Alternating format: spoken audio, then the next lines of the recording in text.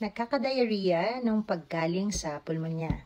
Common po ito, no? Lalo na po sa babies. Most of the time, sinasabi na ito raw ay dahil sa gamot or antibiotics. Although, possible na because of the antibiotics, pero I cannot say that it's true all the time. Meron talagang nangyayari sa bituka natin kahit ubo ang sakit.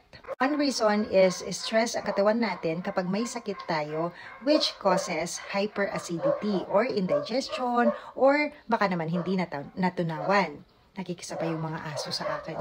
May napansin rin ako na kung kailan possible na tapos na ang ubo, doon din nagkaka-LBM.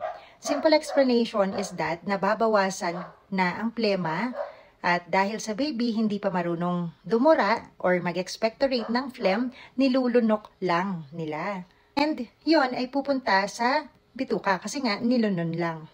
Okay? Ilalabas yon sa puwet which is still okay. Kaya ang tendency na magka-diarrhea ay helps clean the intestines faster.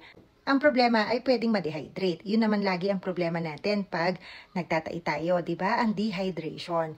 The LBM may last 2 to 7 days after gumaling tayo sa ubo. Nagtataka ang mga pasyente ko kung bakit panay ang tanong ko tungkol sa LBM, pulmonya naman ang sakit daw nila or sakit ng baby nila. So if presently admitted or gumagaling na sa ubo pero nagka-diarrhea, may tendency na mag-extend ang hospitals because pwedeng ma-dehydrate sa bahay.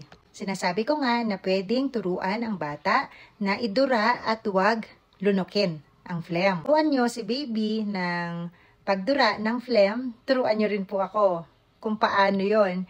Kasi po, paano nyo matuturuan ang baby na magdahak ng phlegm? Hindi po sila marunong pa.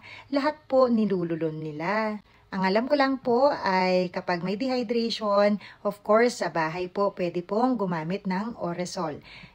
Painumin nyo lang po as long as tolerated para hindi po ma-dehydrate. Usually, gagaling naman po ang LBM na may kasama ubo once ilabas lahat, okay? Ilalabas lahat ang plema sa puwet.